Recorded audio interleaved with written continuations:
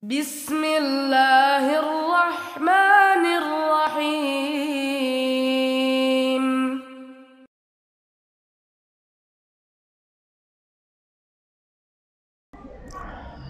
Bismillahirrahmanirrahim. Assalamualaikum warahmatullahi wabarakatuh.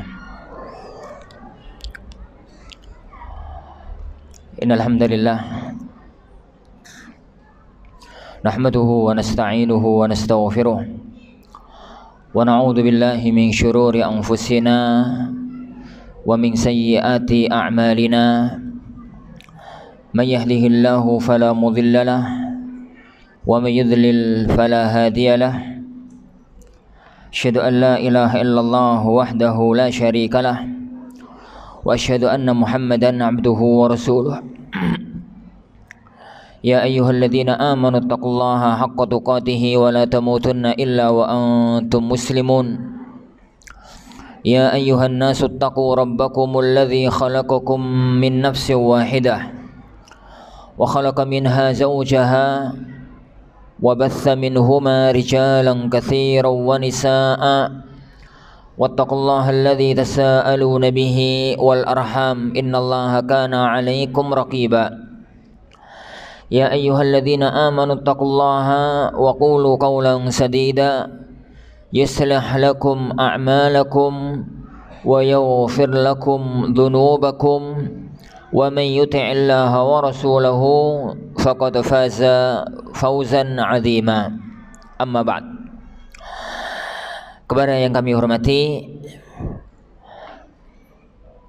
kepala sekolah, namanya apa? Walah aku nek. SD Islam ya. SD Islam Saribumi Sidoarjo. Kepada yang kami hormati semua jajaran pengurus, jajaran asatidzah, para ustazah di sekolah yang penuh dengan keberkahan ini. Tak lupa kepada ketua yayasan dan jajaran pengurus yayasan yang diamanati oleh Allah Subhanahu wa taala untuk mengelola lembaga yang berbarokah ini, kepada para wali santri, orang-orang tua yang hebat gitu ya, para bapak dan para ibu sekalian. Judul ini itu sebenarnya anak takut untuk bahasnya. Apa mau judulnya? Menjadi orang tua yang spesial. Spesial apa hebat? Menjadi orang tua yang spesial untuk putra dan putri kita. Karena anak sendiri nggak pernah merasa jadi spesial gitu. Dan dalam kaidah itu kan faqidu syai' la yu'ti. Orang yang nggak punya sesuatu nggak mungkin ngasih. Nek kita itu, nek kulo niku nggak punya duit, bagaimana mau ngasih duit? Kalau saya nggak punya sesuatu, bagaimana mau ngasih sesuatu? Bagaimana mau ngasih sesuatu? Jadi kaidah yang disepakati oleh orang-orang yang berakal itu adalah faqidus syai' la yu'ti. Orang yang tidak memiliki sesuatu itu tidak akan mungkin untuk bisa ngasih. Ditambah lagi, di pertemuan ini anak bawa keluarga. Jadi tambah takut. Anak-anak anak di belakang. Karena qadarullah ini itu mau jemput anak ke Tulungagung, terus keluarga itu, istri itu dari Blitar sekalian sowan, jadi melok kabeh, akhirnya mau ngomong macam-macam itu ono anake, ono bojone, dadi wedi, kakek teori ono, ini. Karena seorang ustadz itu jadi ustadz kalau di luar. Nah kalau sudah di dalam rumah, jadi bapak, jadi bojo. Kalau sudah di dalam rumah, jadi bapak, jadi bojo. Rasulullah SAW itu berwibawa. Beliau SAW itu sangat mengagumkan. Sampai sebagian sahabat mau natap wajahnya beliau aja nggak berani. Ada sebagian tabi'in itu yang pernah tanya sama sebagian sahabat. Jenengan kan sahabatnya Rasulullah. Wajahnya Rasulullah itu kayak apa? Aku lu nggak pernah lihat wajahnya Rasulullah. Saking takzimnya pada Rasulullah Shallallahu Alaihi Wasallam. Tapi begitu sampai rumah, ya dipipisi, ya ditumpahi karo putune maksudnya. karo putune, karo anake, semacam itu kalau sudah sampai rumah. Kalau sudah sampai rumah. Tapi ala kulli hal, apapun kondisinya, karena kaidah agama kita itu hakul muslim alal muslim sit. Hak muslim pada muslim yang lainnya itu ada 6. Salah satunya adalah idzastansahaka fansahu. Jadi kalau ada orang minta dinasihati, maka berilah nasihat. Jadi maka berilah nasihat. Bukan nasihat akan ana sampaikan, tapi kita sharing bersama tentang bagaimana kita itu berusaha nggih, bagaimana kita itu berusaha menjadi orang tua yang bagus, orang tua yang hebat, orang tua yang spesial, jadi untuk anak-anak kita. Tapi sebelum masuk ke materi, ada satu hal yang ingin ana sampaikan. Karena di sini kita semua adalah orang tua, tapi kita semua adalah anak. Jadi kita semua di sini orang tua, kita juga tetap anak. Sak tua nih kita, ya tetap anak. Nih kono nih sampean gak jadi anak lah, piye metune mbiyen.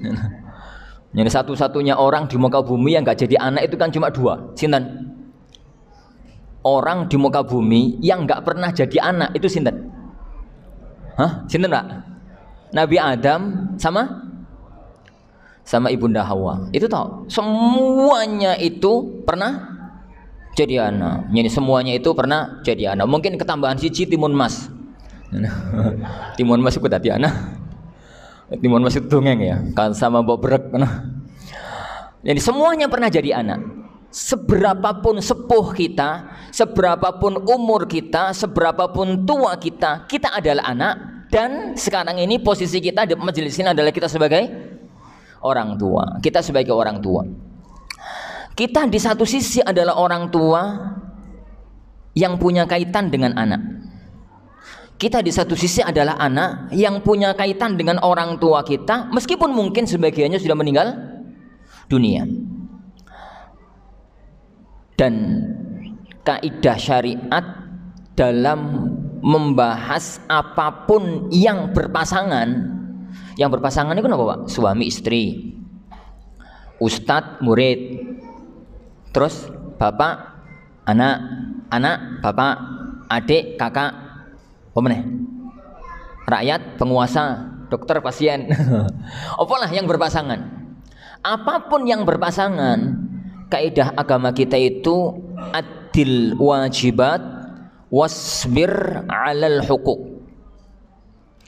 Jadi addi al wajibat, laksanakno tugasmu. Kewajibanmu itu apa? Lakukan. Wasbir alal hukuk, lan sabaro kalau hak-hak kamu belum kamu dapatkan. Hadis ini, kaidah ini itu didasarkan oleh para ulama dengan banyak dalil. Anda sebut satu aja, engko dari pengajian kaidah fikih. Satu aja. Dalam Sahih Muslim, tatkala Rasulullah sallallahu alaihi wasallam menyatakan nanti di akhir zaman itu akan ada para penguasa. Penguasa itu zalim, sing mereka melaknat kalian melaknat mereka. Pokoknya penguasa ini zalim lah. Itu disabdakan oleh Rasulullah SAW 14 abad yang lalu. Para sahabat tatkala merasa mereka itu dipimpin oleh Rasulullah SAW itu penuh dengan keadilan, penuh dengan kasih sayang, penuh dengan kedamaian. Kok tiba-tiba beliau mengatakan di akhir zaman nanti ada pemimpin-pemimpin yang zalim, yang senang merampas harta, yang senang mukul rakyat, yang senang menzalimi rakyat.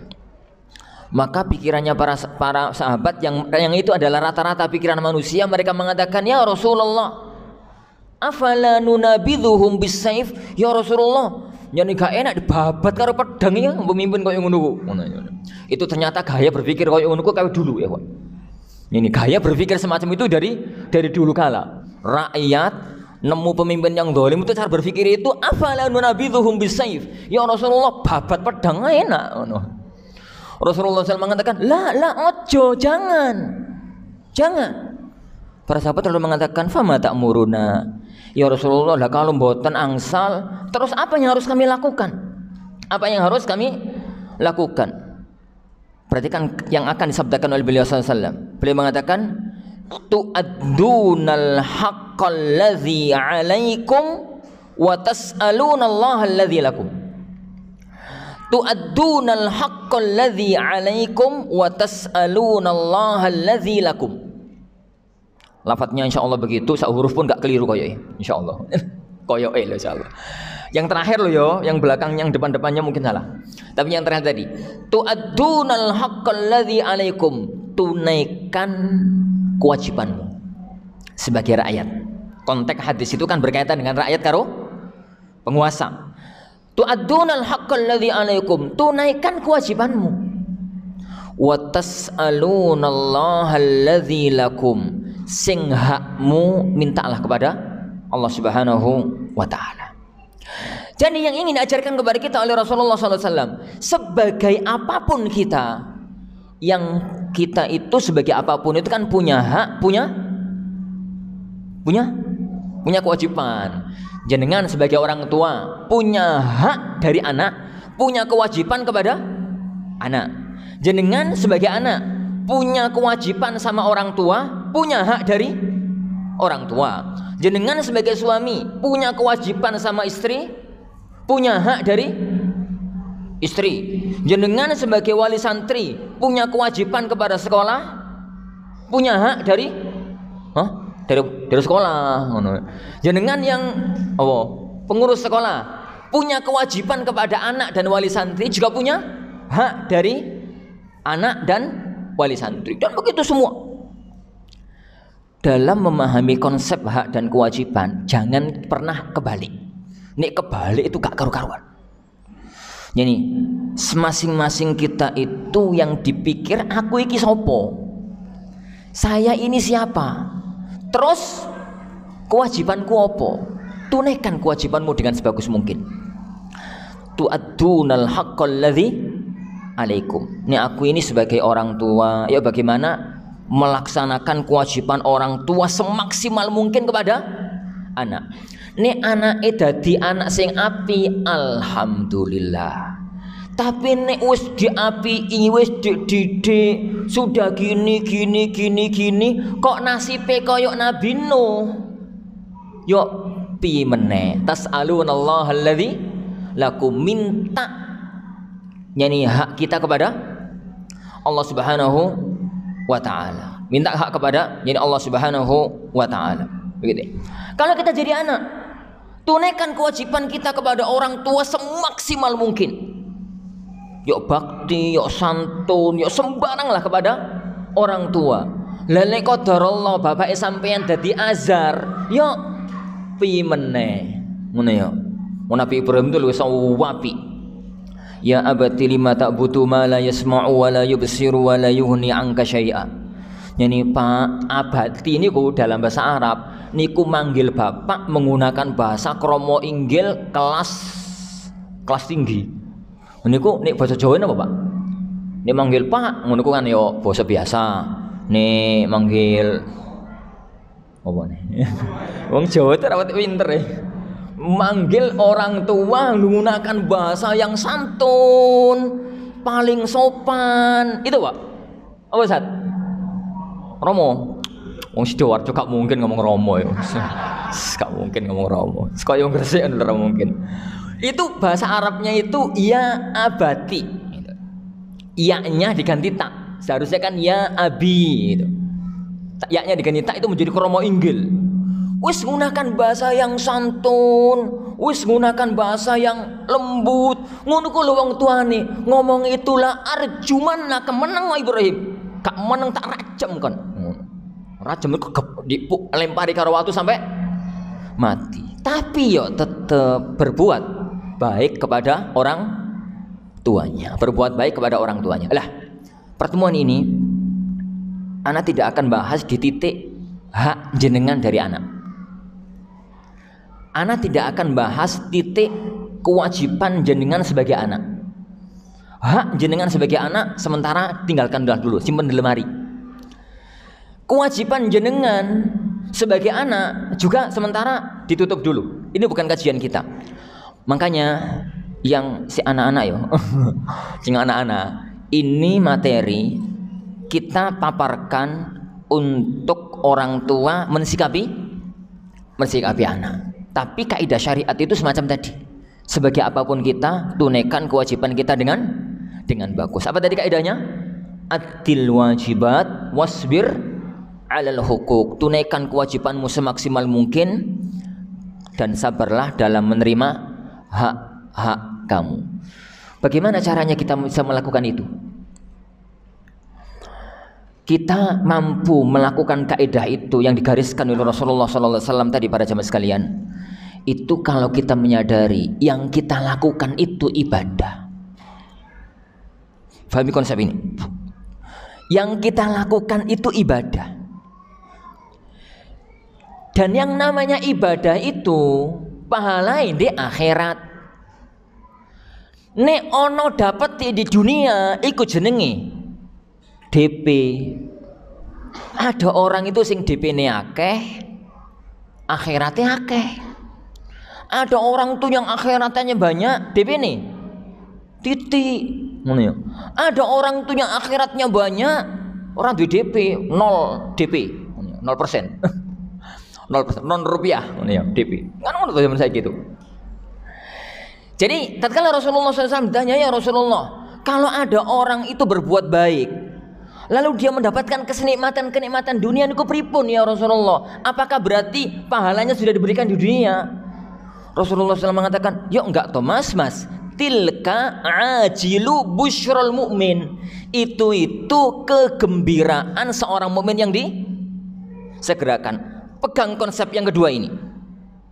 Tatkala kita itu mendidik anak, fahami bahwasanya kita itu sedang dalam ibadah besar, menjalankan perintah Allah Subhanahu wa ta'ala, qu anfusakum wa ahlikum nara mulu auladakum bisolati wahum abna'u sab'i sinin, dan berbagai dalil-dalil yang lain.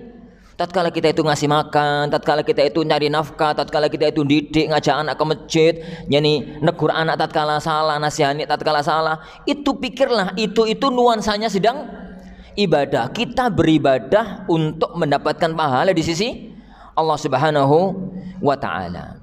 Sehingga anak kita itu kemudian nurut, alhamdulillah.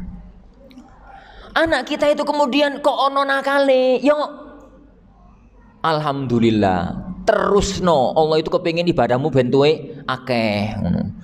Ibadahmu ben luwe akeh, tambah doa, tambah apa. Ini karena yang Allah lihat itu, Pak, perhatikan cuman aja ini. Yang Allah lihat itu bukan hasil. Yang Allah lihat itu proses. Yang Allah lihat niku mboten hasil. Yang Allah lihat niku proses. Kenapa? Kalau yang dilihat oleh Allah itu hasil, sing paling mesakne niku Nabi Nuh. Mau mesakne niku Nabi Nuh. Lah pripun? Wong beliau itu sejak jadi nabi sampai sebelum banjir bandang itu kan umure masa dakwahnya 950 tahun. 950 tahun itu mboten umurnya beliau loh nggih. Umurnya Nabi Nuh itu diperselisihkan oleh para ulama. Sebagian para ulama mengatakan 1100, yang paling tinggi memprediksi 1700. Sampeyan pengin umur sakmono? Aku ora pengin. Wong saiki durung 50 remek kabeh ngene. Ngene. Engko umur 200 gak iso tangi. Umurnya Nabi Nuh itu prediksi ulama sekitar 1100 sampai 1700. Ada perselisihan panjang di kalangan para ulama sejarah. Loh Ustaz, yang 950 itu sejak jadi nabi sampai sebelum peristiwa pemutihan dunia. Banjir bandang maksudnya, semua orang mati kecuali yang di atas kapal. Itu 950 tahun. Umatnya pinten, Pak? Yang bisa, yang mau diajak naik perahu dan mereka mau beriman pinten jumlahnya? Hah? Pinten 80 orang. Jadi 10 tahun oleh wong siji gak sampai. Nek 10 tahun oleh wong siji kan berarti 95. Lah itu tuh umatnya cuma 80 orang. Jadi kira-kira ya 15 tahun oleh wong siji. 12 tahun oleh wong siji, ana ustaz dakwah 12 tahun oleh wong siji, buyarno ae pengajiane. Ngene. Ustaz zaman saiki itu kemenyek-kemenyek kok. Ngene. Wong pengajian wong 5, wong 10 niku bubarno, kepiye karepe itu ngono. Termasuk panitia pengajian Bandung ini kan gak rame ngono, masyaallah pipian itu. Ini sik berhasilan sini loh. Nek dilihat dari hasil. Ini sekolah ini berdiri berapa tahun yang lalu? Hah? 2011, sekarang 2023, 12 tahun yang lalu. 12 tahun yang lalu muridnya pinter 600. Lu coba menang sampai lama Nabi Nuh. Ini. Nek itu nih ya, nek itu tuh menang sama Nabi Nuh, tapi prosesnya kalah, ngaku aja kalah. Nabi Nuh dengan kondisi semacam itu, Allah memujinya sampai di level tinggi. Beliau masuk dalam jajaran ulul azmi. Ulul azmi itu kalau peringkat manusia itu nomor 3. Jadi semua manusia itu anggaplah nomor babak penyisihan. Semua manusia itu Allah pilih menjadi mukmin, menjadi muslim lah. Muslim. Kan nggak semua orang muslim. Dari muslim itu ono sing muslim taat mukmin. Kan ono muslim KTP, ono muslim taat toh. Nah, ono muslim itu masuk perempat final. Naik lagi menjadi para aulia, menjadi para ulama, menjadi para syuhada, itu level khusus. Orang-orang taat level khusus. Di atasnya para nabi. Nabi ini kok jumlahnya pinten, Pak? Jumlahnya pinten? 124.000. Di atas para nabi, dari semua nabi disaring oleh Allah jadi para rasul. Jumlah rasul itu 315. Sampai wane Ustaz. Jurine selawe. Sing selawe itu sing dikabarkan beritanya. Yang enggak dikabarkan beritanya lebih banyak. Dari semua rasul itu ada level di atasnya lagi namanya ulul azmi. Rasul ulul azmi. Rasulul azmi itu kan 5 orang toh? 5 orang. Di antaranya Nuh alaihi salatu wassalam. Dari ulul azmi itu tingkat di atasnya namanya Khalilur Rahman, Khalilullah, kekasihnya Allah Subhanahu wa taala. Dan itu cuma 2. Yani kalau ulul azmi itu Nuh, Ibrahim, Musa, Isa, Muhammad sallallahu alaihi wasallam. Kalau khullah, kekasihnya Rasulullah itu cuma 2. Ibrahim sama Nabi Muhammad sallallahu alaihi wasallam. Dari 2 itu Rasulullah di atasnya Nabi Ibrahim dengan posisi maqamam mahmudah. Di level itu padahal yo ngono mau. Makanya cermati. Agama kita, syariat kita, Allah dan Rasulnya yang Allah lihat itu proses.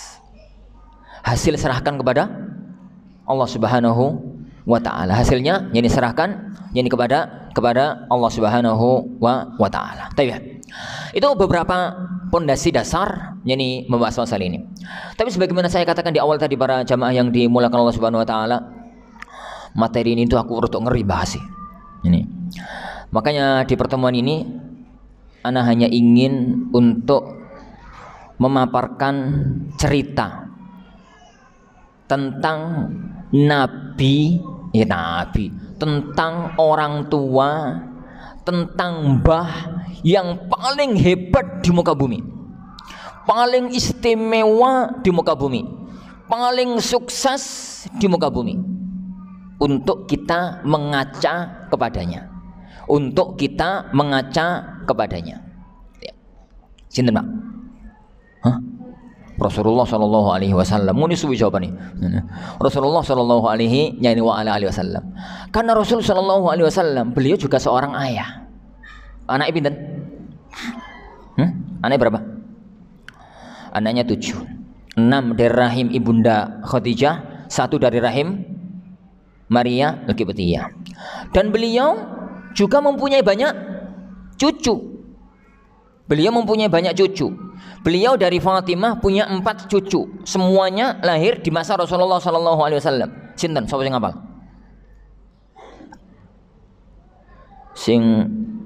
Sing iso jawab orang gua hadiah tapi aku. Wis ora ono hadiah wis, hadiah pahala. Hadiah berarti wong tuane pinter. Ini siapa putra putri Fatimah berarti cucunya Rasulullah SAW. 4. Sini Ustadz orang jawab, Ustadz orang jawab. Hasan, Husain,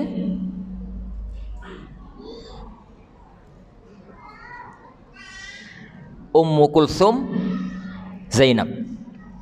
Ummu Kulsum sama Zainab. Taib.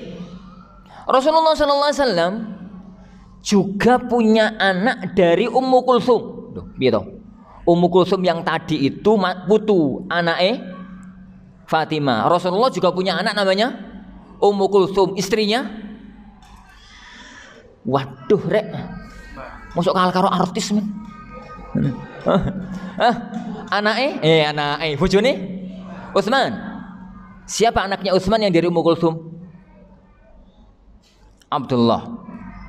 Abdullah ibnu Utsman ibnu Affan, itu cucunya Rasulullah SAW dari Ummu Kulsum.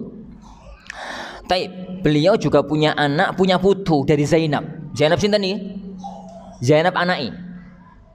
Itu yang kondang hadis kalau Rasulullah sholat bawa putu anak wedok, pas berdiri digendong, pas sujud ditaruh, berdiri digendong lagi. Itu bukan anak Fatimah, itu anaknya Zainab.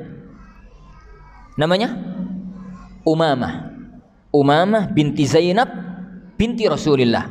Umamah binti Zainab binti Rasulullah. Umamah punya adik namanya Ali binti Zainab binti Rasulullah SAW. Jadi beliau punya anak yang dua putu. Jadi salah satu di antara ajaran beliau dan praktek hidup beliau juga ngurusi anak, ngurusi putu, didik anak, didik putu. Memang Allah itu sengaja menjadikan Rasulullah itu sosok sempurna.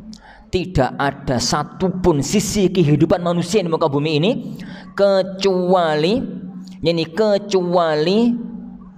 telah dijadikan di dalam diri Rasulullah SAW ada sosok suri tauladan. Laqad kana lakum fi Rasulillahi uswatun hasanah. Baik. Para jamaah yang dimuliakan Allah Subhanahu wa taala. Tatkala kita bahas sukses nih, kita bahas hebat, kita bahas istimewa. Sebagaimana tadi disampaikan oleh Ustaz, sapa mau kedimam.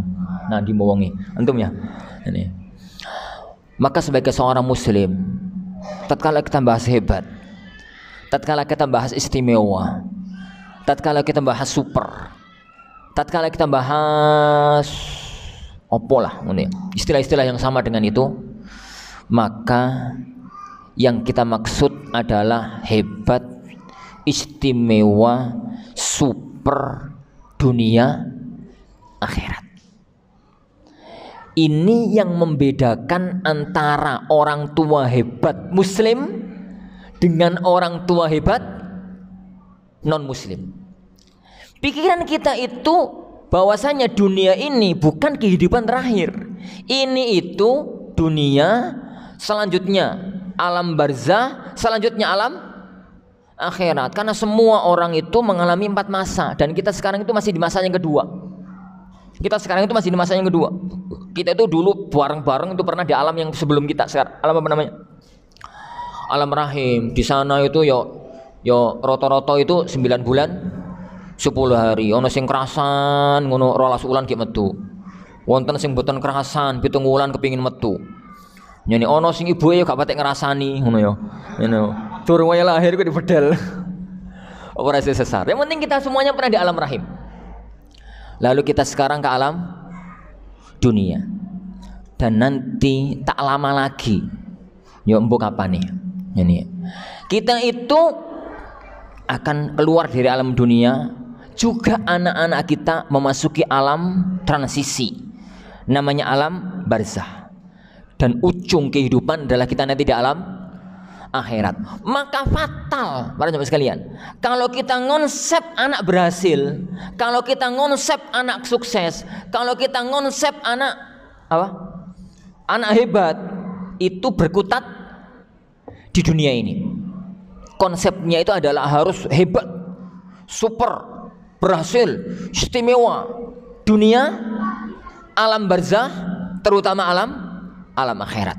Dan sosok itu hanya ada pada Rasulullah sallallahu alaihi wasallam. Hanya ada pada Rasulullah sallallahu alaihi wasallam. Adapun kalau kita kacamatanya itu sukses, banyak orang tua yang sukses.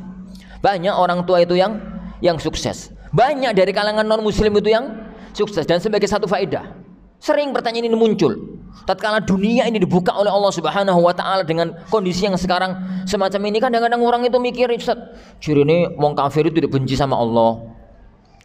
Lah kok akeh sing sugih, ngono. Akeh sing dadi pejabat, akeh sing kaya raya, menah 9 kafir kabeh, ngene. Iya toh? Bener toh? Salah ya?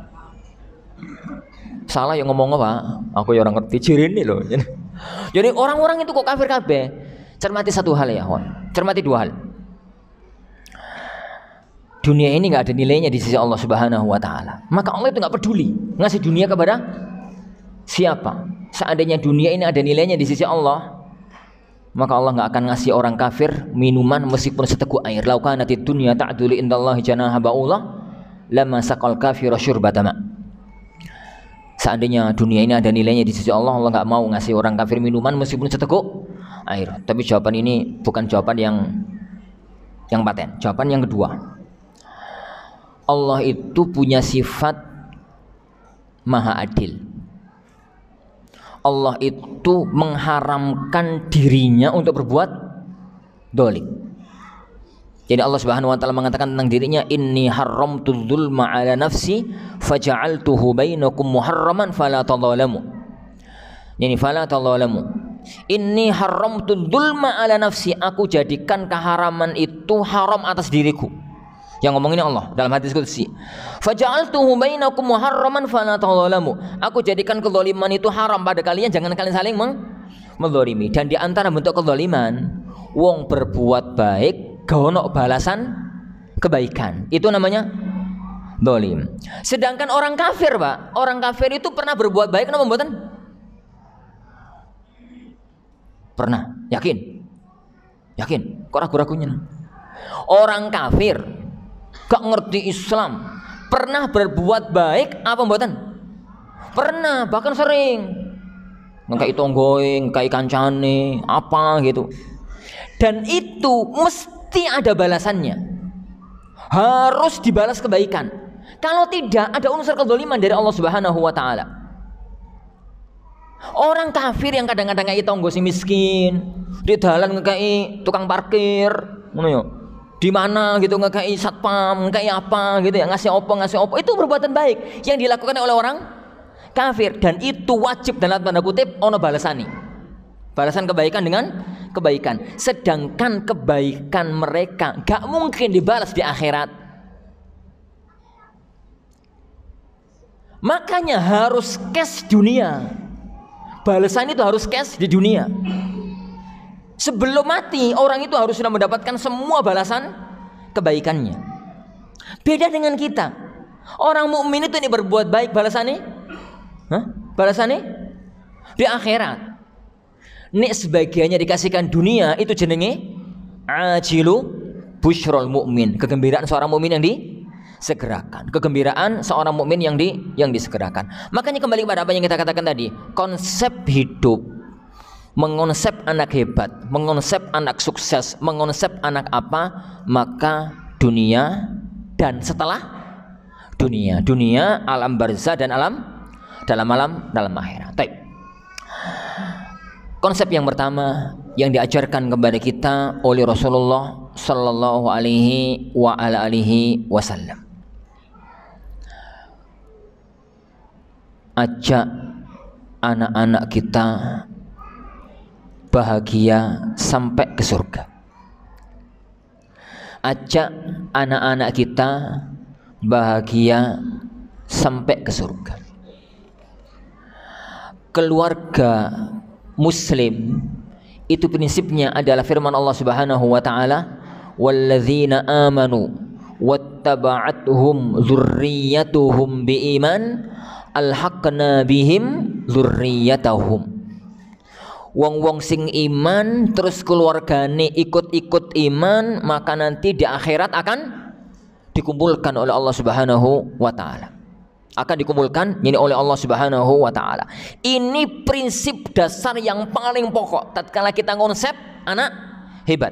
Hebat di dunia sampai ke alam surgawi. Sampai nanti ke alam surga. Menjadi orang yang hidup di dunia siap untuk menggapai kebahagiaan alam akhirat. Dan ini prinsip yang paling pokok. Prinsip yang paling utama, yang paling ditekankan oleh Rasulullah Shallallahu Alaihi Wasallam. Kenapa? Kenapa para jamaah sekalian? Karena dunia ini nyata. Akhirat sekarang ini masih cerita. Menghadapi sesuatu yang nyata itu mesti semangat. Menghadapi yang cerita itu sering lalai. Ya kok saya cerita durung jelas. Akhirat kan sampai sekarang durung jelas. Sopo yang pernah ke akhirat terus balik nih. Ini ora ono. Enggak ada orang yang pernah akhirat balik nih itu ora ono. Akhirat itu masih cerita. Bisa dibenarkan, bisa didustakan. Buktinya banyak orang mendustakan. Buktinya banyak orang yang mendustakan. Maka Islam itu sangat menekankan ini. Ini sangat menekankan ini semua. Dari sini para jamaah yang dimuliakan Allah Subhanahu wa taala, banyak syariat yang dibangun di atas dasar ini. Membawa anak itu untuk bagaimana dia itu sukses dunia, sukses alam akhirat. Dimulai dari milih calon ibu yang baik, tapi ini kelewat pisan, gak usah dibahas. Saiki yo bagaimana ibu dadi ibu sing baik ngono. Yani ojo nek kapan kadung Ustaz, yo kau ono kadung ngono ya terus. Menjadikan ibunya ibu yang baik. Keluarga yang baik. Ciptakan nuansa keluarga itu nuansa yang baik. Dan itu berarti wong tuane harus ngaji, wong tuane harus belajar. Loh bagaimana anak itu sekolahan diajari adab-adab makan itu pakai tangan kanan, nek tangan kiri itu mangane setan. Andu omah iku wong tuane dadi setan kabeh. Ruwet ya. Mangan tangan kiwa. Bakso ngono tangan kanan. Terus kerupuke tangan kiwa. Pikiran anak iku tuh ibu setan, bapak setan. Ruwet ya. Jadi ciptakan nuansa keluarga itu nuansa syar'i. Itu kewajiban orang tua, belajar. Yani belajar. Karena anak itu meskipun full day sekolah wis budal jam 7, pulang jam 4. Jam 4 sini. Jam 4. Berarti kan berapa itu? 8 jam. Terus yang sisanya? Yang sisanya 16 jam. Lah belajar di rumah dengan orang tua. Nuansa keluarga itu adalah yang lebih dominan. Bagaimana menjaga? Karena ini kan bukan asrama, bukan sekolah. Yang boarding school ya, tapi bukan asrama, tapi di sekolah. Ciptakan nuansa keluarga. Ciptakan nuansa keluarga. Rasulullah Shallallahu Alaihi Wasallam mengajari itu mulai dari bayi lahir, agar anak ini mulai dari bayi lahir terkonsep sebagai anak yang difahamkan dengan syariat. Begitu lahir didoakan keberkahan. Didoakan keberkahan oleh Rasulullah Shallallahu Alaihi Wasallam. Pokoknya pulang dungani, mugi-mugi dados anak sing barokah ngono wae, gak iso bahasa Arabe. Ono bahasa Arabe ya ora apa-apa. Ya tambah api, tapi nggak harus pakai bahasa Arab. Karena makna barokah itu adalah kebaikan. Al barokah mana itu adalah al khairul katsirul amim ad-daim. Kebaikan sing banyak, sing merata, sing langgeng. Tatkala anak itu dari kecil gitu kita doakan mendapatkan keberkahan, maka anak ini dimanapun berada itu adalah menjadi orang yang baik untuk dirinya. Kebaikan bukan sedikit tapi banyak, dan bukan untuk dirinya tok merata, untuk semua yang di sekitarnya. Dan kebaikan itu langgeng dunia akhirat. Sebagian ulama mengajarkan untuk mengadzani telinga bayi. Ini diadzani nggih monggo, nggak diadzani nggih monggo, tergantung pada pendapatnya jenengan. Yani amalkan anak-anak 10 kono sing tak adzani. Yani tambah kono sing tak adzani. Dipilihkan nama yang baik. Dipilihkan nama yang baik. Dibiasakan untuk berbuat baik sejak kecil. Makannya kalau tangan kiri ditatur, yani ini dan itu. Jadi membiasakan dengan kebiasaan-kebiasaan yang baik selama di rumah, dan ini yang menentukan adalah rumah. Ini yang menentukan adalah rumah. Satu hal yang sangat ditekankan oleh Rasulullah SAW, kalau mau menjadi anak hebat dunia akhirat, jangan pernah bawa harta haram ke rumah. Jangan pernah bawa harta haram ke rumah. Kenapa para jemaah sekalian? Karena harta itu akan punya efek besar bagi anak jenengan nanti. Kan sing berbuat haram aku, sing dolek haram aku, anakku kan nggak dolek haram, tapi kan sampean keimangan sing haram. Masih ingat toh sabda Rasulullah Shallallahu Alaihi Wasallam? Tatkala beliau Sallallahu Alaihi Wasallam itu mengatakan Allah memerintahkan orang beriman kayak Allah memerintahkan kepada para Rasul, yakni tentang masalah makan harta yang baik. Lalu Rasulullah menceritakan ada seorang yang musafir, di tengah perjalanan itu sangat kepepet, sangat butuh, rambutnya acak-acakan, pakaiannya lusuh. Dia itu mengangkat tangan kepada Allah Subhanahu wa taala, ya Rabb, ya Rabb. Orang itu sudah menggapai semua sebab terkabulkannya doa. Pertama, dia musafir. Yang kedua, uangnya mepet, kepepet. Yang ketiga, dia itu ngangkat tangan. Yang keempat, doa pakai Asmaul Husna, ya Rabb, ya Rabb. Tapi kenapa doanya ditolak oleh Allah Subhanahu wa taala? Perhatikan sabda beliau sallallahu alaihi wasallam, wa mat'amuhu haram wa malbasuhu haram. Yani wa mashrabuhu haram wa malbasuhu haram wa hudhiya bil haram fa anna yustajabu lahu. Lah bagaimana mau dikabulkan doanya? Loh, makanannya haram, minumannya haram, pakaiannya haram. Kalau ini pelaku ya. 3 poin ini pelaku. Tapi terusannya hadis, wa hudhiya bil haram. Dikasih makan dengan harta yang haram. Berarti dianya sendiri nggak berbuat haram, nggak mencari harta dengan cara yang haram, tapi dikasih makan dengan cara yang haram. Bapak tukang maling, anak dikasih harta dari hasil maling, itu namanya hudhiya bil haram. Fa anna yustajabu lahu. Bagaimana mungkin dikabulkan doanya? Dan itu punya efek besar ya kawan. Imam Al-Qayyim menyebutkan yakni efek makanan haram ke dalam tubuh itu sangat banyak dalam kitabnya Ad-Da'wah Dawa. Gak mungkin dibahas, pokoknya banyak gitu aja. Anak cerita satu cerita. Tahu Al-Imam Al-Juwaini? Al-Imam Al-Juwaini rahimahullah. Ya ini gak kenal, yuk saya kenalan. Al-Imam Al-Juwaini rahimahullah, salah satu imam besar di zamannya. Anaknya imam, bapaknya juga seorang imam besar. Yang akan anak ceritakan ini Juwaini anak. Yang anak ceritakan ini Juwaini anak. Seorang alim ternama. Masya Allah, kalau pas ngajar gak pernah kemudian lupa dalil, lupa pembahasan, itu gak pernah. Suatu hari beliau itu khutbah atau ngajar itu tiba-tiba mau menyebutkan dalil itu blank pikiran nih. Gitu. Hilang, hafalan itu hilang. Nih aku itu sering. Nih Imam Juwaini nggak tahu. Hilang dalilnya. Murid-murid saya bengong, nggak pernah bertahun-tahun diajarkan oleh beliau, kok tiba-tiba hilang ingatan. Selesai pengajian ditanya sama murid-muridnya, ya Imam, hari ini ada kejadian aneh di jenengan. Ada apa? Ada apa tadi? Kok jenengan sampai lupa? Maka Imam Al-Juwaini rahimahullah ta'ala mengatakan, hadza atharul laban. Ini efek air susuku pada waktu masih bayi. Ini efek air susu yang aku minum pada waktu aku masih bayi. Murid-murid tambah bengong, apa itu? Lho kok ono efek air susu barang? Zaman itu kan ono formula, ono apa?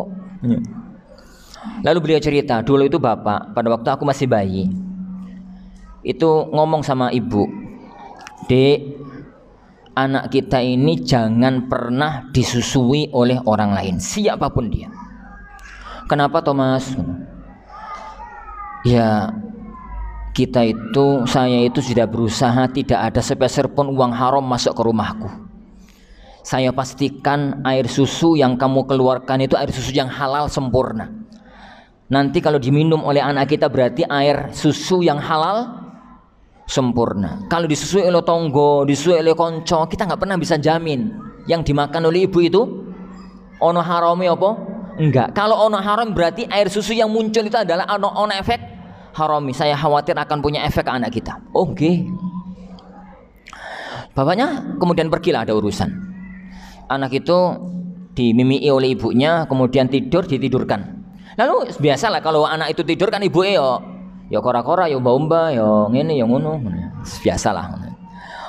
Lah pada waktu beliau di dapur di belakang, anaknya nangis. Pas qadarullah di pinggirnya itu ono tonggoe yang juga punya anak kecil. Tolong ibu nandi. Karena nggak ada, diambillah anak itu. Diambil anak itu terus disusui. Ibu yang tadi ternyata mendengar baru keluar, kaget. Ternyata kalau kaget teringat pesan dari suaminya kalau anaknya jangan disusui oleh orang lain. Langsung diambil. Suaminya datang itu lalu dia nangis gitu ya, minta maaf. Ya nih kejadiannya begini gitu. Mendengar cerita itu, Al-Imamul Juwaini yang bapak memasukkan jarinya itu ke mulut anak. Ke mulut anak itu agar muntah. Tapi makanan sudah kadung masuk ke dalam, nggak mungkin keluar semua. Nggak mungkin keluar semua. Lalu bapaknya mengatakan, "Dek, yakinlah air susu tetangga kita ini akan punya efek pada anak kita suatu ketika nanti. Air susu dari tetangga itu akan punya efek suatu ketika nanti sama anak kita." Kata Imam Juwaini, anak, inilah salah satu efek itu. Ini salah satu efek itu. Jadi makanan haram itu bukan sembarangan. Makanya kadang-kadang ono bocah dinasihati mendelik, diomongi malah ngomongi. Kadang-kadang yang perlu ditinjau itu bukan teori. Yang perlu ditinjau itu bukan sistem edukasi. Yang bukan ditinjau itu bukan dunia parenting. Tapi bibitnya itu lho apa? Nih bibitnya itu bebek. Sampean didik dengan didikan elang, ya tetep ewek-ewek kok bebek. Nih bibitnya itu pitik. Sampean didik dengan didikan Garuda, ya tetep petok-petok kan kayak pitik. Bibit ya kawan, bibit. Teori parenting zaman sekarang itu meninggalkan satu konsep utama, yang konsep itu diajarkan oleh Rasulullah SAW. Daging yang tumbuh pada anak kita itu daging bersih apa tidak? Darah yang mengalir di anak kita itu darah bersih apa tidak? Jadi otaknya anak kita itu dari hasil makanan nutrisi yang bersih apa tidak? Bersih dalam arti halal ya, jangan higienis kabeh saiki. Ini masalah utama. Makanya sebenarnya dunia parenting zaman sekarang itu sopo to sing mengatakan gak lebih bagus daripada zaman kita masih anak-anak. Zaman anak-anak opo ono wong wali santri diajari parenting. Ya paling kaya ono genteng iku. Yang diajari gawe genteng ngajari opo ono. Plus ora ono parenting ora ono opo. Guanya tok zaman saiki parenting. Yo ngene ngono. Tapi zaman dulu itu bibitnya api. Nih bibitnya itu api. Bibitnya itu telurnya elang. Meski mau dididik karo pendidikan ayam, suatu ketika tetap jadi elang. Ono misalkan yo, nyanyi elang itu telurnya ceblok nih ngone angkremane ayam. Misal kok, misal ora apa-apa misal. Lalu diangkremi karo ayam. Nah kecilnya elang itu kan persis dengan ayam. Persis dididik yo nyucuk-nyucuk, yo dididik petok-petok, yo dididik apa gitu karo ibuke. Tapi yakinlah suatu ketika nanti dia tetap akan jadi elang.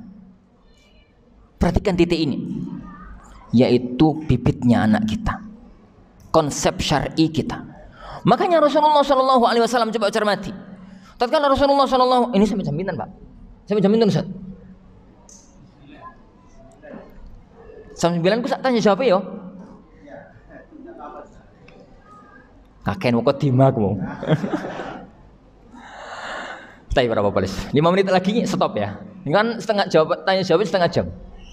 Ana mau ngomong 3 hal, tapi baru 1. Baru 1. Yang 2 tahun depan. Serius ya. Baru 1. Ini baru poin pertama ini. Anda bahas poin. Tadi itu mukadimah, terus poin pertama. Yang kedua sama yang ketiga tahun depan, atau tahun depan sama tahun depannya lagi. Ini. Para ikhwan dan para jamaah yang dimuliakan Allah Subhanahu wa taala, cermati. Tatkala Rasulullah sallallahu alaihi wasallam di Masjid Nabawi, hadis ini dalam Sahih Muslim, sedang mengumpulkan harta zakat. Sedang mengumpulkan harta zakat. Zakat itu yang Madinah niku napa, Pak? Jagung, mboten, beras. Mboten napa? Kurma. Jadi begitu dikumpulkan, siap makan. Langsung bisa dimakan. Dan wong Arab niku senenge karo kurma itu subhanallah. Jadi orang-orang Arab itu kalau pelesiran keluar negeri paling susah itu dolek kurma sama kopi. Ini kurma saya ketemu, tapi kopi asli Arab itu susah subhanallah. Jadi makan kurma. Begitu dikumpulkan oleh Rasulullah SAW, salah satu dari cucunya, kalau nggak salah Hasan, kalau nggak salah ya Husain. Zaman tatkala Rasulullah SAW masih hidup, Hasan Husain itu pernah sholat, Rasulullah pernah sholat terus ditunggangi sama Hasan atau Husain, sama Hasan lah, ditunggangi punggungnya. Kira-kira nih jenengan sholat nggawa anak, terus anak itu menculot punggungnya sampai umur pinten, Pak? Umur berapa? Umur 7. Oh iya gak mungkin. Ya umur 3 tahun, 4 tahun gitu lah ya, kira-kira ya. 3 tahun, 4 tahun, umur 7 ya gak pantas Hasan. Itu umur 3 tahun, 4 tahun lah. Itu tuh muncul lagi. Berarti sekitar itulah umur Hasan tatkala itu sekitar 4-5 tahun lah sekitar itu umurnya. Sekecil. Masuk masjid gak ngomong ABC, gak bilang-bilang, gak izin-izin ngambil kurma. Merasa di masjid itu ada bayi. Ngono bayi kok ngambil kurma. Langsung dibawa keluar dimakan. Rasulullah begitu melihat ada putune ngambil kurma, keluar beliau. Ngejar putune itu sambil mengatakan ya Hasan kih itu bahasa Persia artinya ho itu lepeno gitu. Beliau mengatakan ama ta'lam anna la na'kulu sadaqah, sampean tuh nak gak ngerti tuh nak, kita keluarga Nabi itu gak boleh makan harta sedekah. Dalam riwayat Imam Tirmidzi, Rasulullah itu memasukkan Rasulullah memasukkan jarinya ke mulutnya Hasan, kurmanya di dalam itu diambil. Ada apa ini? Kurma itu halal, date maksudnya. Hasan Husain, saya kecil umur 4 tahun, dorong ada hukum.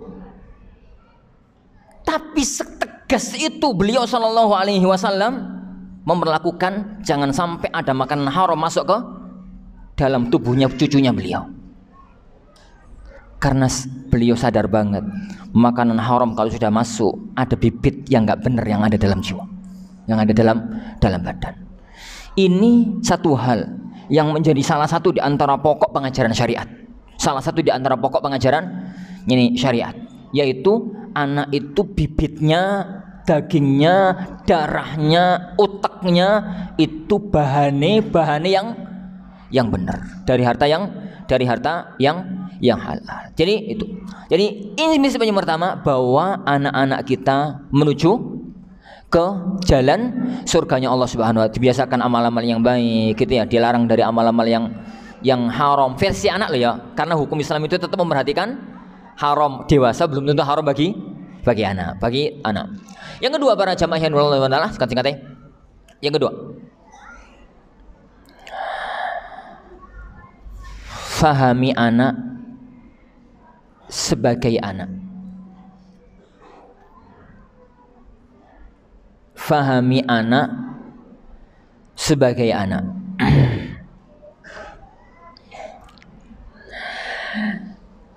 Ada satu yang unik dalam syariat agama kita. Dalam teori tarbiyah ya, dalam teori parenting. Bahwa Islam yang menjadikan nomor satu adalah membawa anak dan keluarga itu ke surga. Yang tegas halal haram, meskipun dari kecil. Tapi beliau sallallahu alaihi wasallam membuat hukum-hukum khusus untuk hanya berlaku untuk anak-anak.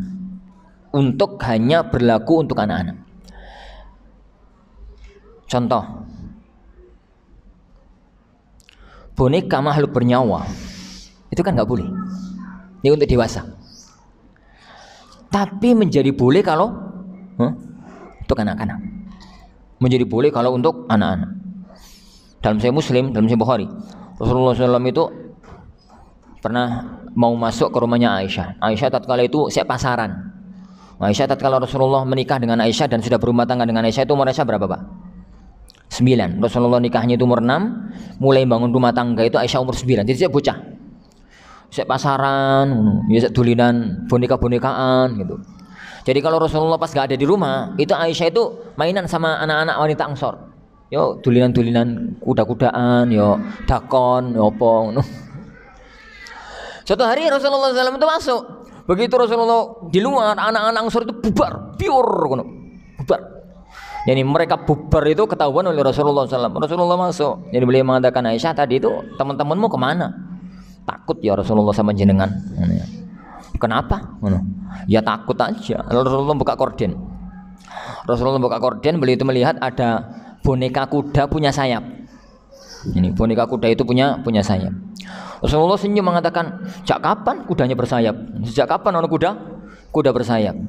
Ini Aisyah mengatakan, lo sampean dari ngerti toh ya Rasulullah, kudanya Sulaiman itu bersayap loh. Kuda Nabi Sulaiman itu punya sayap. Ya sudah kalau gitu panggilin lagi teman-temanmu kanggo dulinan, panggilin lagi teman-temanmu untuk mainan. Dan hadis-hadis semacam itu banyak. Bahwa beliau itu sangat memahami anak sebagai anak. Anak itu butuh mainan. Anak itu butuh kasih sayang dari orang tua. Anak itu butuh teman-teman, lingkungan. Anak itu butuh hiburan. Itu fardhu ain yang bagi kita itu tuh buang-buang waktu. Jadi nek sampean ngasih anak duit 5.000, menurut kita orang tua di kok ono bakso iku warep. Tapi menurut anak enakan di kok ono mobil-mobilan. Untuk oman sawene ini karo bapak itu kok ono bakso enak. Padahal bakso itu sunnah muakkad, yani sedangkan mobil-mobilan itu fardhu ain bagi anak. Jadi fahami anak sebagai anak. Fahami anak sebagai anak. Makanya Rasulullah SAW kalau dalam cerita-cerita muamalah beliau dengan anak itu kan lucu-lucu. Rasulullah SAW itu sering sowan itu julinan itu ke rumah Ummu Sulaim. Ummu Sulaim itu bibi Rasulullah dari persusuan. Ummu Sulaim itu punya anak namanya Anas. Anas punya adik namanya Abdullah. Ya cilik itu Abdullah. Abdullah itu seneng dulinan manuk, dulinan burung. Burung itu sama Abdullah itu apa itu sayap itu diikat jadi gak semiber. Bisa melaku tapi gak semiber. Ini sayapnya itu diikat gitu jadi dicancang gitu. Lah kalau Rasulullah SAW itu lewat di depan rumahnya Ummu Sulaim gitu ya, kemudian lihat Abdullah dulinan itu diajak dulinan sama Rasulullah SAW, diajak dulinan, diajak apa gitu sama beliau SAW. Suatu hari Rasulullah lewat lagi di depan rumahnya Ummu Sulaim. Abdullah itu sedih gitu, cemberut, merenung gitu sama Rasulullah, lalu digodi sama Rasulullah. Beliau mengatakan, ya Aba Umair, ma fa'ala Nuhair. Ya Aba Umair, burungmu mana? Gitu. Kenapa sedih burungmu itu? Mana? Gitu. Sama Anas mengatakan, pecah ya Rasulullah, mati. Mati ya Rasulullah. Jadi begitu kehidupan beliau sallallahu alaihi wasallam. Jadi beliau sallallahu alaihi wasallam. Itu kalau wong tua. Itu pekerjaan gono manfaat, pekerjaan ini, pekerjaan itu ini wong tua, ini bocah cilik. Itu wajib ain itu. Asalkan nggak menzalimi burungnya, asalkan nggak menzalimi ini burungnya, nggak sampai disakiti. Kan dicancang Ustaz nggak sakit toh, dicancang itu nggak sakit, mau ngelari ya ini dicancang kok.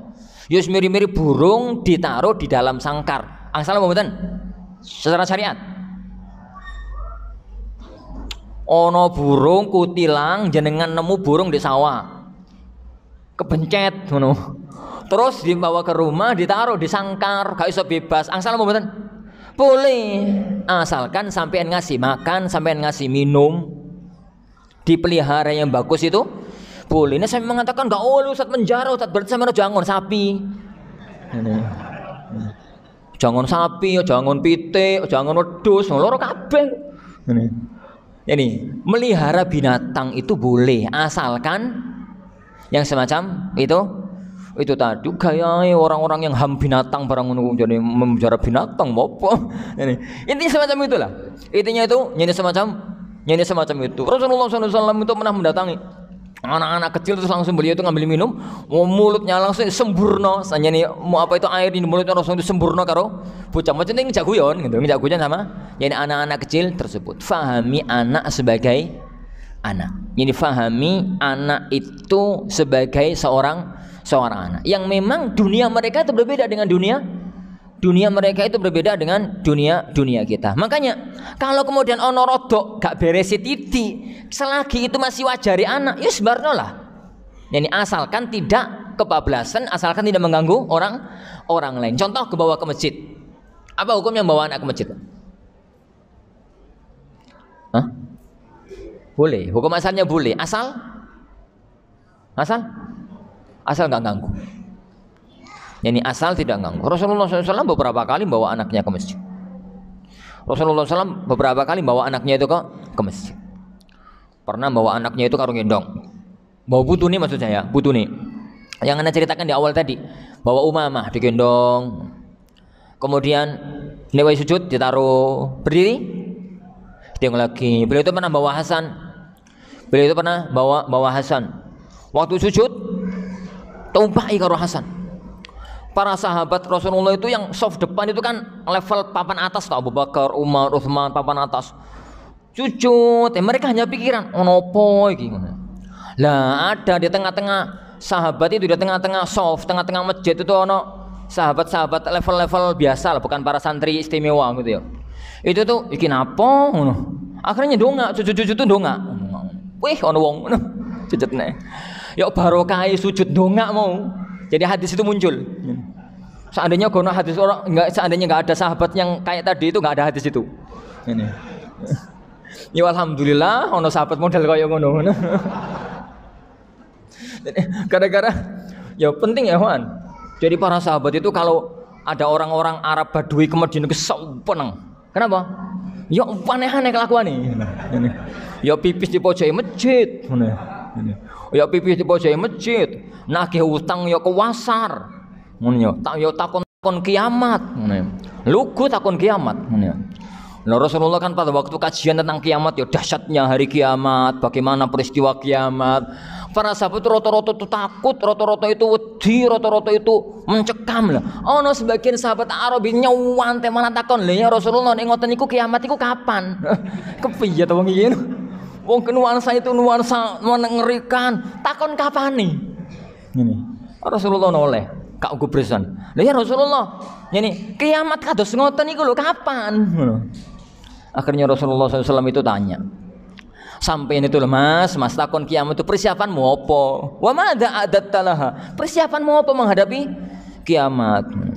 Sahabat tadi mengatakan ya Rasulullah aku itu ya sholat biasa-biasa mawon, puasa ya biasa-biasa aja. Saya itu nggak banyak sholat, nggak banyak puasa ya Rasulullah. Tapi satu andalanku ya Rasulullah.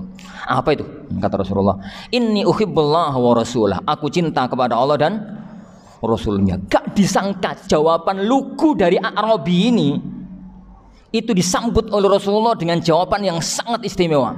Beliau mengatakan anta ma'aman ahbabta. Mas, kamu akan bersama dengan orang yang kamu cintai.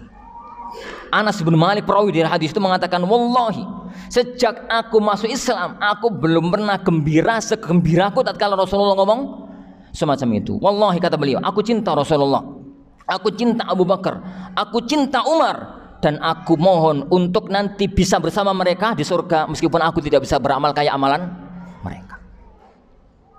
Jadi ngomong apa tadi gini mau? Ya gara-gara Arabimu ya. Ini. Jadi gara-gara. Tapi intinya beliau Shallallahu Alaihi Wasallam itu kalau seandainya orang dewasa, oh pelanggaran besar itu. Wong sholat tupai. Tapi karena itu anak-anak dibiarkan oleh yani beliau Shallallahu Alaihi Wasallam. Makanya kalau Rasulullah Shallallahu Alaihi Wasallam itu yani di apa ya? Di pipisi sama beliau, di pipisi sama anaknya, pipisi sama putun itu biasa. Dan konsep yang kedua ini, fahami anak sebagai anak, muncul pecahannya. Lepas semua status sosial jenengan kalau sudah masuk rumah. Jadi lepas semua status sosial jenengan kalau sudah masuk rumah. Jenengan direktur itu di kantor mas. Jenengan ketua itu di kantor. Jenengan pimpinan itu di luar. Kalau sudah masuk rumah, jenengan itu bapak. Jenengan itu yani mbah. Jenengan itu suami kalau sudah masuk ke dalam rumah. Makanya orang yang paling tinggi levelnya sekelas Rasulullah Shallallahu Alaihi Wasallam. Rasulullah itu dalam agama level tertinggi sebagai seorang Rasul. Dalam urusan dunia beliau itu level tertinggi sebagai seorang kepala negara. Dalam urusan militer beliau itu panglima tertinggi sebagai level tertinggi seorang panglima perang. Dalam level urusan keuangan beliau itu adalah menteri keuangan. Jadi orang nomor satu di semua sisi. Menawi santoma, ya semua level itu hilang. Semua status itu hilang, ganti dadi bojo. Anti seneni karo Aisyah, ya tukaran karo Hafsah, ya semacam-macam, ya PBC karo Hasan, ya PBC karo Husain, segitu itu kalau beliau itu dalam rumah. Petakan itu. Jadi Jabir bin Abdullah radhiyallahu an, itu di luar itu berwibawa sekali, tapi kalau di dalam rumah itu ya kayak bocah. Itu yang kadang-kadang itu membuat anak itu sering sedih. Sering anak bawa tugas kantor itu ke rumah, sedih gitu. Ini karena ya apa ya, diamanati jadi ketua yayasan sekaligus jadi mudir ma'had. Itu 24 jam itu kurang. Ini 24 jam sehari semalam itu kurang. 7 hari dalam sepekan itu kurang. 31 hari dalam sebulan itu kurang. Karepe ono bonuse. Iso gak turun, aku kepengen gak turun, tapi gak iso. Iso gak mangan itu kepengen gak mangan, tapi gak iso. Jadi wajib turu, wajib mangan, wajib ngantuk. Lah kok Allah aku itu turunan wong ngantukan. Titik ngantuk. Fa ya subhanallah, semoga Allah memaafkanlah. Semoga Allah Subhanahu wa taala memaafkan. Tapi intinya satu. Tinggalkan status sosial tatkala di rumah. Anda di rumah itu adalah ayah, adalah mbah, adalah suami, adalah istri. Ini adalah istri yang memang statusnya itu di rumah. Tatkala kita di dalam rumah itu masih menstatuskan diri kayak di luar, itu akan jadi sekat besar antara kita dengan anak-anak, antara kita dengan anak-anak kita. Terakhir, para jamaah yang dimuliakan Allah Subhanahu wa taala. Allah Subhanahu wa taala tidak pernah menjadikan manusia termasuk anak-anak kita sempurna di semua titik dan cacat di semua titik. Tidak ada orang itu sempurna, total sempurna. Tidak ada anak itu cacat di semua titik. Antum itu jangan bayangkan anak-anak kita itu pinter miber koyo elang, pinter ngelangi koyo hiu, pinter melayu koyo kijang. Itu makhluk mustahil. Allah belum pernah menciptakan makhluk sekelas itu. Pas di laut itu pinter koyo hiu, pas ke darat itu jadi macan, pas terbang jadi elang. Itu makhluk itu. Ngono dalam film. Dalam alam nyata nggak ada. Allah tidak pernah menciptakan pohon kayak begitu. Akare dadi telo. Yani pohone dadi sagu. Daune dadi gedang. Daune dadi gedang. Sawi. Dadi sawi. Terus metu buah anggure. Itu makhluk semacam itu belum pernah Allah ciptakan, dan jadikan itu sebagai pelajaran para jamaah sekalian. Kita itu jangan nuntut anak-anak jadi makhluk yang Superman, karena Superman itu nggak pernah ada. Lah Superman pun edan. Lah nyomosok nyanyi celana dalam terluar. Ora bener blas ku Superman ku. Jane kan celana dalam itu di dalam ya. Terlalu luar tulis S pisan. S Jadi makhluk itu tuh nggak ada. Allah tidak pernah menjadikan di muka bumi ada contoh makhluk semacam itu. Untuk jadikan kita pelajaran, anak kita itu jangan dituntut menjadi makhluk yang sempurna. Oh jenengan diri gak sempurna kok. Kita sendiri nggak sempurna. Kepinginnya itu masya Allah agama ini pinter, jadi ilmu umum pinter, dolen dunia pinter, ustad tenar, hafalan Quran, hafalan Sahih Bukhari Muslim, ngono ya, sesuk mati ya. Ingat ya kawan, ambil pelajaran dari alam semesta, itu namanya sunnatullah. Sunnatullah di muka bumi ini. Sunnatullah itu sesuatu yang Allah gariskan dan gak akan bergeser. Memang begitu itu ciptaan Allah Subhanahu wa taala. Nek anggur yok metu buahe, pohone gak manfaat, daune gak manfaat.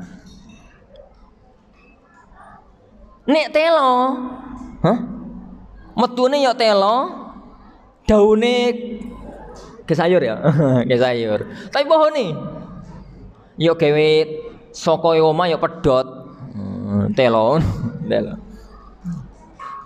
Lah kalau memang itu ya begitu memang Allah takdirkan itu pada semacam. Ya memang Allah takdirkan itu semacam itu. Manusia nomor 1 di dunia ini setelah para nabi dan para rasul itu sinten? Manusia nomor 1 dan nomor 2 di dunia ini setelah para nabi dan para rasul itu sinten? Abu Bakar sama Umar. Abu Bakar itu kelas nomor 1. Ono nomor di atas sebelum 1 ngono ya. Nomor 1. Tapi beliau tidak pernah dijadikan Allah sebagai panglima perang. Dijadikan Rasulullah sebagai panglima perang. Umar itu pendekar kelas kakap. Jagoan ditakuti orang di medan laga. Tapi enggak pernah jadi panglima perang. Padahal pernah Umar itu kau pengen jadi panglima perang. Kapan? Kapan Pak?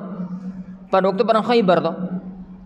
Pada waktu benteng Khaybar yang terakhir, benteng yang kelima setelah meruntuhkan benteng yang keempat, tinggal benteng yang terakhir. Rasulullah SAW sore hari mengatakan, lautiyan rayata hudan. Besok bendera panglima perang besok aku akan serahkan kepada orang yang cinta kepada Allah dan Rasulnya dan dicintai oleh Allah dan Rasulnya. Nek cinta kepada Allah dan Rasulnya ya tapi dicintai oleh Allah dan Rasulnya itu gak sembarangan itu. Sahabat semalam itu geger, bakal sesopo. Semua orang itu kepingin untuk dia yang ditunjuk besok, termasuk Umar. Umar itu tokoh tawisian, dia mengambil posisi di tempat yang kemungkinan kuat Rasulullah akan berdiri di depannya. Benar, Rasulullah SAW datang berdiri tepat di depan Umar. Ngono Umar itu nonjolkan dirinya, padahal Umar itu gak nonjolkan dirinya pun wis ketok karena wong dhuwur. Umar itu kalau naik kuda perang itu kan kakinya itu sampai lembreh lama, sampai tanah. Orang tinggi. Ya gak raksasa tapi yang tinggi punya tinggi. Ternyata gak disupri sama Rasulullah. Gak digubris sama Rasulullah. Rasulullah malah tanya, Ali mana? Ali mana? Nonton ya Rasulullah sakit mata. Panggilan Ali. Sing gak kepengin malah ditunjuk, sing kau pengen itu gak digubris. Kenapa? Karena dengan segala keutamaannya Abu Bakar, dengan segala keutamaannya Umar, tetap manusia punya cacat. Cacatnya Abu Bakar ini dibilang cacat ya. Cacatnya Umar kalau dibilang cacat, gak mungkin jadi panglima perang. Abu Bakar gak jadi panglima perang mungkin lah ya Rasulullah. Wongnya kan gembeng. Lah tapi Umar itu nek perang dewean pinter, tapi jadi panglima perang gak bisa. Karena Umar itu gak kenal takut, jadi maju tak gentar terus. Padahal jadi panglima perang itu harus ada waktu-waktu mundur. Waktu ngatur siasat harus mundur dulu, muter harus ngini, harus itu. Lah Umar maju tak gentar, mati abeng. Itu sahabat Umar bin Khattab radhiyallahu anhu. Begitu Rasulullah sallallahu alaihi wasallam memahami umatnya. Jadi yang Anda katakan ya kawan, sampai itu lihatlah anak jenengan itu, lihat, tolong dilihat. Anak jenengan itu elang, apa macan, apa hiu. Anak jenengan itu mesti punya keistimewaan. Pasti, nggak mungkin nggak. Tinggal anak jenengan itu keistimewaannya di apa? Dia itu diciptakan oleh Allah sebagai elang, diciptakan oleh Allah sebagai macan, diciptakan oleh Allah sebagai hiu. Kalau memang antum melihat anak jenengan itu adalah elang, didiklah, didik pendidikan dirgantara. Dia akan menjadi petarung udara yang nomor 1. Jangan pernah dididik menjadi pelaut kalah karo teri. Mana sampean itu lo elang, dipaksakan untuk dididik di laut, dia kalah karo teri karo wader. Engko bareng ngono terus anake sopan ini. Tok ngene dadi mujair ra iso kalah karo teri. Sing salah jenengan, Pak. Sing salah jenengan memaksakan anak di luar potensinya. Anak jenengan misalkan Allah takdirkan itu jadi hiu, pinter kalau dalam dunia itu pinter pol. Jenengan paksakan jadi macan, yuk kalah karo siput. Ini dipaksakan naik di darat, terus kok melayu, yuk kalah karo siput. Siput bisa bertahan 2 hari, gak mati dia. Hiu, oleh 2 menit mati. Anak pernah ditanya sama orang tua, di mana dulu ya ditanya itu di bandara kalau nggak salah itu ditanya, nggak tahu siapa yang tanya. Ustaz, anak-anak kelas 6 Ustaz, menurut antum Al-Furqan sama Imam Bukhari bagusan mana Ustaz? Ngono, kau pun atakonnya nih. Ini seandainya anak ditanya Bin Bas sama Bukhari bagusan mana, anak bisa ngomong, ini Al-Furqan rek.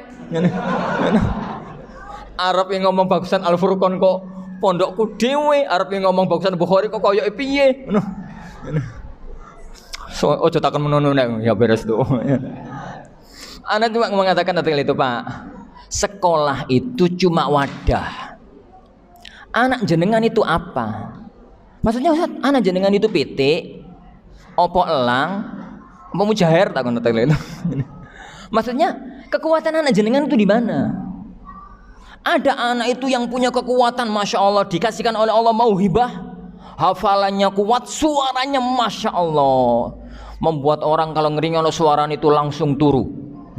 Saking enaknya. Ada orang itu yang ditakdirkan oleh Allah, masya Allah suara itu cempreng. Nek kapan dengar suara itu langsung muntah wong. Saking gak enaknya. Ini itu namanya mauhibah, pemberian dari Allah Subhanahu wa Ta'ala. Anak yang suaranya memang gak enak itu, suaranya itu masya Allah, nafasnya itu sakmen itu nafas pimpitu likur. Putus, jangan dia paksakan masuk ke jurusan qiraah, mati anak sampean. Kekuatannya di mana dia? Di hafalan, di analisis, pinter cerita, seneng ini dan macam-macamnya. Kita bukan bicara dunia ya, kita masih bicara jurusan agama, jurusan ilmu syar'i. Jangan paksakan anak-anak kita. Semua anak kita memiliki keistimewaan yang tidak dimiliki oleh anak-anak yang lain. Per anak beda, anak kembar pun beda. Kekuatan anak kita itu di mana? Dan itu jenengan yang tahu. Lihat Rasulullah Shallallahu Alaihi Wasallam sangat jeli melihat para sahabatnya, jeli sekali. Tatkala beliau nunjuk panglima perang yang ditunjuk Khalid bin Walid. Memang jawara perang di medan perang teman. Tatkala beliau ngirim dai ke kota Madinah sebelum hijrah yang dikirim Mus'ab. Tapi tatkala beliau ngirim dai ke Yaman, ahlul kitab yang dipilih Mu'ad ibnu Jabal. Tatkala beliau dikasih oleh Allah wahyu membocorkan tentang nama orang-orang munafik yang dipanggil Hudzaifah. Jadi masing-masing itu pada tempatnya. Yang bukan satu itu. Antum coba bayangkan, kalau Allah itu membocorkan rahasia, wahai Muhammad, fulan sekitar 30 orang. 30 orang di kalangan para sahabat dikatakan oleh Allah mereka adalah orang-orang kafir yang berbaju muslim, orang-orang munafik asli. Butuh diawasi. Rasulullah SAW manggil Hudzaifah bin Yaman. Hudzaifah, awasi mereka. Fulan itu orang-orang kafir yang berbaju muslim. Coba seandainya yang dipanggil itu Umar bin Khattab, oh sesuk mati kabeh, langsung mati sesuk. Tapi Hudzaifah mampu bicara di depan kawan, di depan lawan kayak dia itu kawan. Dan itu memang orang intelijen. Mau orang intelijen begitu. Lihat kemampuan anak-anak kita ya, lihat jadi kemampuan anak-anak kita. Di sini para jamaah sekalian Allah Taala, jangan pernah banding-bandingkan anak. Anak itu memiliki kemampuan yang lain, bandingkan satu titik itu ya gak bener ya. Jadi perbandingan antara telo karo klopo, ya gak nyambung blas. Bandingannya itu antara bolet karo menyok. Nah, itu mirip itu. Bisa dibandingkan. Bolet ngene, menyok ngono, itu pantes. Tapi kok bolet dibandingkan karo klopo, blas gak nyambung. Anak sampean sompon ini gara-gara gak pinter misalkan pelajaran gini, dibandingkan kakak yang pinter itu, padahal kakak jeblok di bidang yang lain. Kita itu gak pinter dalam memahami anak. Akhirnya anak itu tertekan, tatkala tertekan itu jadi malah stres. Jadi pahami kaidah syariat. 3 poin itu aja wis. Kak tahu. 3 masalah pertama ya, ikhwan. Pertama, pegang kaidah. 4 kaidah ya. 4 kaidah yang Anda sampaikan. Pertama, kita punya kewajiban secara syariat, addil wajibat wasbir 'alal hukuk. Tunaikan kewajiban. Nggih, tunaikan ini kewajiban. Sabar kalau terhadap hak kita. Itu yang pertama. Yang kedua, konsep anak hebat, orang tua hebat itu bagi seorang muslim konsep hebat istimewa dunia akhirat. Yang ketiga, fahami anak sebagai anak. Fahami anak sebagai anak. Yang terakhir, setiap anak memiliki keistimewaan yang tidak dimiliki oleh yang lain. Maka kembangkan keistimewaan yang dimilikinya untuk menggapai hasil yang maksimal. Terus setelah semua perjuangan, banyak-banyak berdoa kepada Allah Subhanahu wa taala, karena di tangan kita lah usaha, hasilnya di tangan Allah Subhanahu wa taala. Wallahu alam. Kita akhiri. Sallallahu wasallam wa baraka ala Nabi Muhammad. Assalamualaikum warahmatullahi wabarakatuh. Waktu tinggal 5 menit Ustaz. Jadi kalau tanya jawab Ustaz. Oh, monggo. Ada tanya jawab toh? Ya, monggo, Ustaz. Oh, 1 tok. Alhamdulillah 1 tok.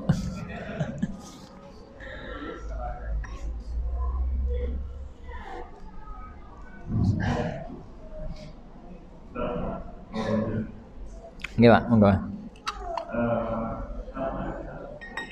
Napa, Pak? Ulangi. Nggih, ulangi. Sangat menarik Ustaz dari yang sampaikan, jadi bisa membuka banyak wawasan seperti yang terkait masalah tadi yang warta rumah yang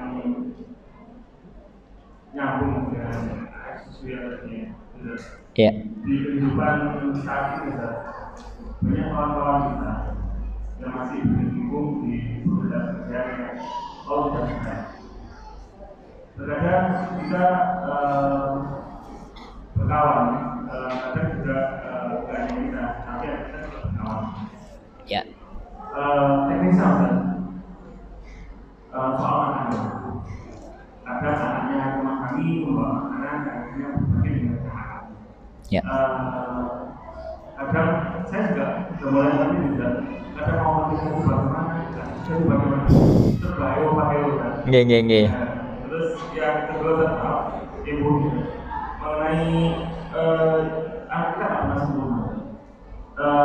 Kita mengenai dengan realistis di keseharian, jadi di sekolah. Kalau kita tahu bahwa kami itu kan punya materi yang diterima dari para peserta. Terkadang memang ada target-target yang harus dicapai, baik itu ilmu-ilmu terkait dengan agama maupun ilmu umum.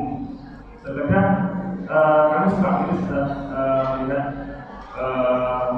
anak-anak yang itu kurang mencapai di situ. Kalau mereka Jawa atau kadang itu kasihan juga kalau saya paksakan, kadang bagaimana dengan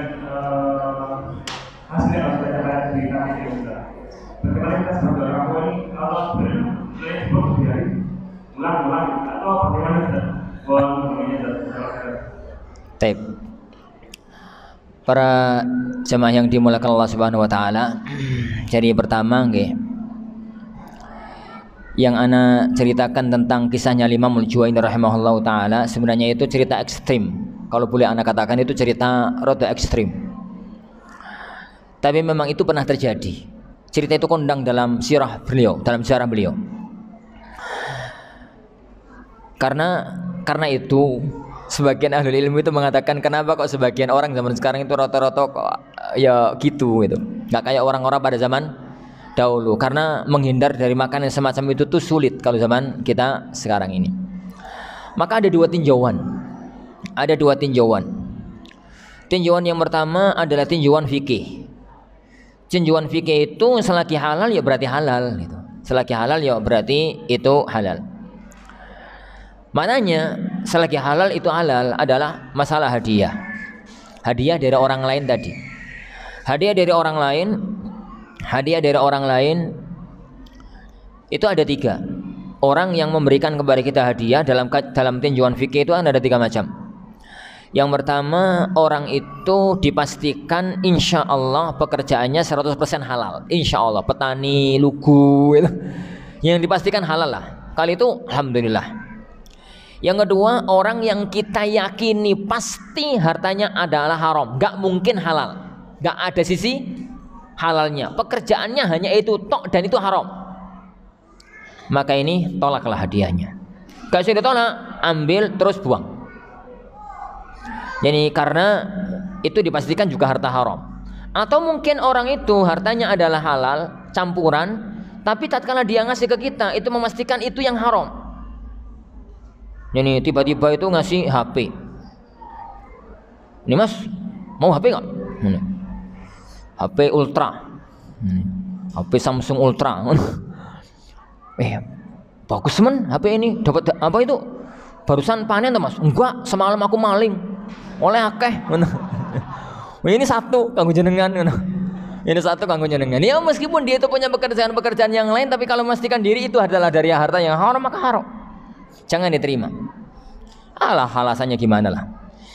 Yang ketiga, kalau campuran dan rata-rata uang itu di titik ini, maka silahkan diterima hadiahnya. Silahkan diterima hadiahnya dengan memperbanyak istighfar kepada Allah Subhanahu wa taala. Tidak ada jalan kecuali itu. Karena hal semacam ini nggak bisa dihindari. Dulu Rasulullah SAW sudah mengatakan kepada para pedagang, ya ma'syarat tujjar, kata beliau dalam riwayat Imam Tirmidzi, wahai sekalian para pedagang, kalian itu pekerjaan kalian itu ya rodo-rodo ono nyerempet-nyerempet. Ya ono kadang-kadang janjine sing gak patek bener, kadang-kadang mensifati barang ya rodo keduren, kadang-kadang ini, kadang-kadang ngono. Gitulah. Itu zaman dahulu loh, begitu itu. Maka Rasulullah SAW mengatakan fasyawwibuhu bisadaqah. Tutupen, netralisirlah dengan banyak sedekah. Jadi tidak ada bisa kita lakukan kecuali itu. Dipastikan kalau kita yang nyari itu harta yang halal, agar menetralisir kalau ada harta-harta yang semacam tadi, dan memperbanyak istighfar kepada, jadi memperbanyak yani istighfar yani kepada Allah Subhanahu wa taala, yani kepada Allah Subhanahu wa taala. Yang kedua, tentang masalah anak, dan ini memang dilema di semua kondisi. Dilema ini memang harus dipecahkan, tapi sampai sekarang pun nggak terpecahkan.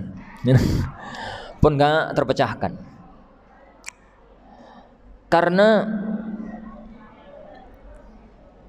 di satu sisi, karena ini dilema harus dipecahkan oleh pihak orang tua dan pihak sekolah. Dari satu sisi, sekolah itu membuat satu kurikulum. Kurikulum itu dengan standar tertentu.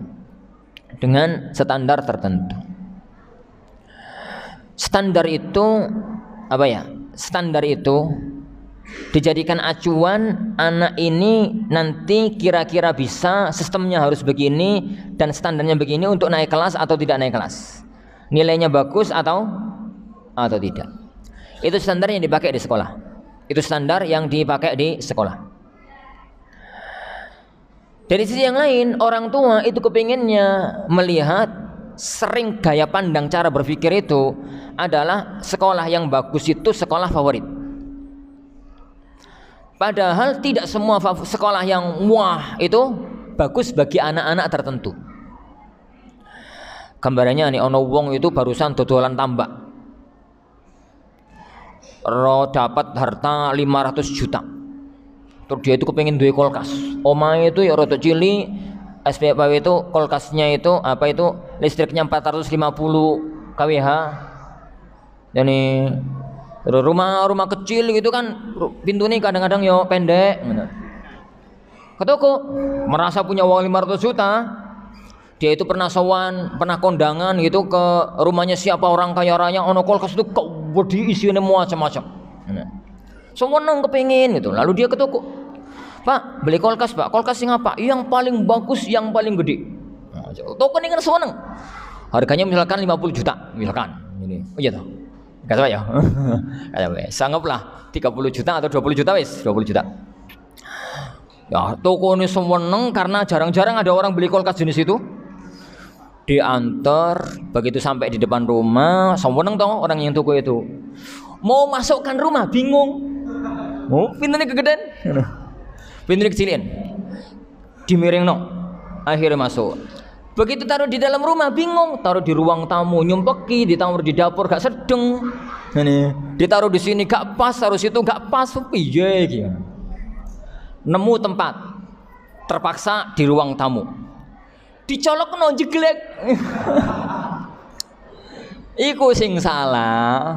Wong gak ngerti posisi diri. Ada sekolah itu yang memang distandarkan yang masuk sini sekolahnya itu anaknya harus ini. Sehingga dengan input ini, kurikulum ini pas gitu.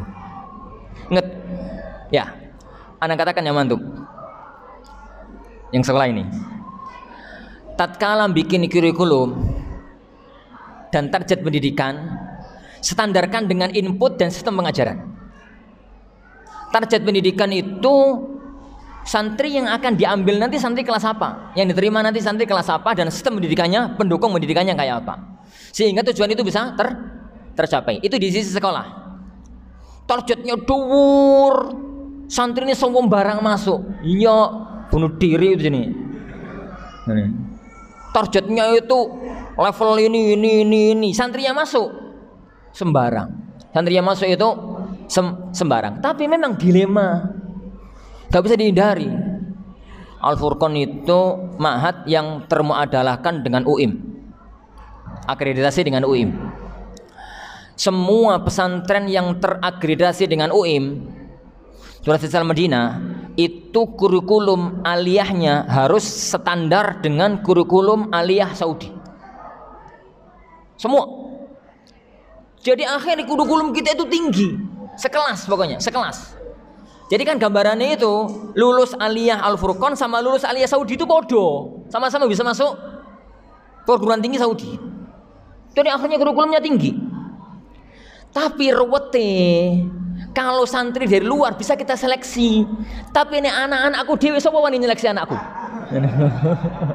Anakku, anak Ustaz Aun, anak Ustaz Rifaq, anak Ustaz apa sing wani nyeleksi? Wong anak Ustaz Sabik masuk ae. Ngono ya. Sampai di jero anaknya bingung. Sampai di dalam anaknya bingung. Sekolah nggak mungkin nurunkan standar karena dituntut oleh via UIM. Anaknya kelimpungan. Wong tuane melok bingung. Wong tuane melok bingung. Ini memang dilema harus diakui. Ini memang dilema harus diakui. Dari situ itu dari titik sekolah. Dari titik anak. Jadi dari titik orang tua, pertama lihat kemampuan anak jenengan. Kalau memang jenengan anaknya qadarullah yani termasuk anak yang kurang, cari sekolah yang pas. Cari sekolah yang pas. Tapi kalau memang insya Allah bisa, gitu ya, dipacu, di apa bisa, masukkan sekolah-sekolah yang bagus, masukkan ke sekolah-sekolah yang favorit dengan segala sesuatunya, Kemudian jadi yang kurang-kurang itu ya wajar lah, tidak semua anak itu kemudian yang semacam itu total itu sempurna di semua titik itu ya mustahil. Itu memang perlu dirembuk dari banyak perlu dirembuk dari ini banyak sisi yang mengenai masalah itu semua. Yang penting pikiran anak yang anak sampaikan jangan dipaksakan, jangan terlalu dipaksakan, dipacu monggo. Tapi kalau dipaksakan, benar-benar dipaksakan, maka itu tidak pada tempatnya. Wallahu alam bishawab.